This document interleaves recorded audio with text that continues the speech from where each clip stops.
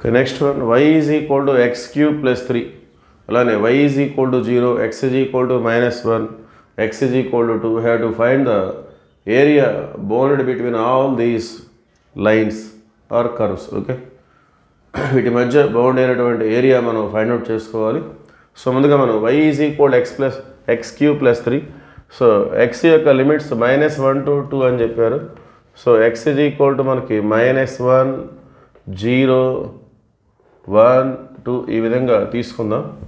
So y అనేది x cube plus 3. So ఏ విధంగా వస్తుందో చూద్దాం మనం. -1 హోల్ క్యూబ్ అంటే -1, -1 plus 3 అంటే మనకి 2 వస్తుంది. సో 0 సబ్స్టిట్యూట్ చేస్తే 0 plus 3, 1 పెట్టుకుంటే 1 plus 3, 4, 2 పెట్టుకుంటే 2 క్యూబ్ అంటే 8, 8 plus 3, 11. సో y వాల్యూ అనేది ఇంక్రీజ్ అవుతూ ఉన్నాయి. సో వీటికి సంబంధించిన డయాగ్రామ్ మనం చూద్దాం.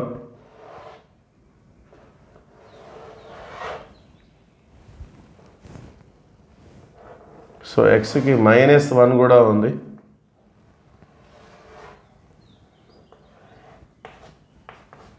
x axis, y axis, negative x axis, negative y axis, 0, ఇది -1 అనుకోండి, ఇది +1, ఇది 2.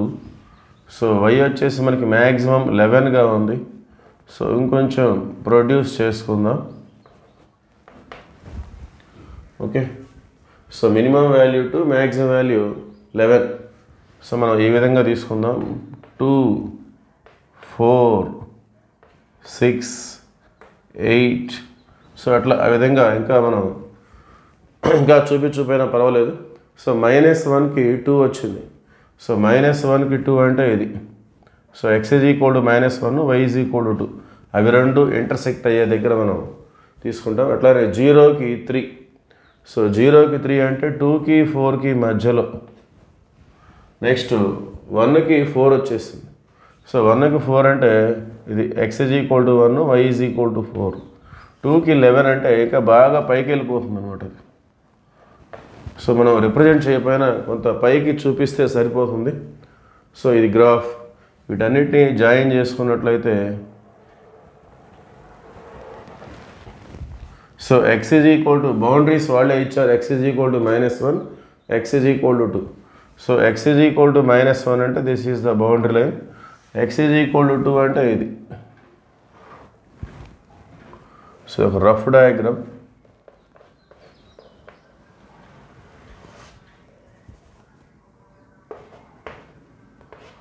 రఫ్ డయాగ్రామ్ అది. వీటి మధ్య బౌండ్ అయినటువంటి ఏరియా మనం ఫైండ్ అవుట్ చేసుకోవాల్సి ఉంటుంది. So this is the region we have to find here. Okay, so required area is equal to integral -1 to 2 y dx. y అంటే మనకి ఇచ్చినటువంటి function -1 to 2. So y means x cube plus 3 dx. Okay, so integral x cube dx అంటే x power 4/4. So 3 అనేది పక్కన పెడితే integral dx అంటే మనకి x వచ్చేస్తుంది. లిమిట్స్ వచ్చేసి -1 to 2. సో ముందుగా అప్పర్ లిమిట్ 2/4 అంటే 16, 16/4 అంటే 4 వస్తుంది, plus 3 2 6. So upper minus lower. So -1 whole power 4 అంటే +1, 1/4 వస్తుంది అది. సో +3 ఇంటూ -1 అంటే -3. So 4 + 6 10. So -1/4 minus into minus +3. So 13 - 1/4. 10 + 3 13 - 1/4. So 4 13 52 -1/4. So finally it is equal to 51/4 square units. Okay, that is the required answer. Thank you.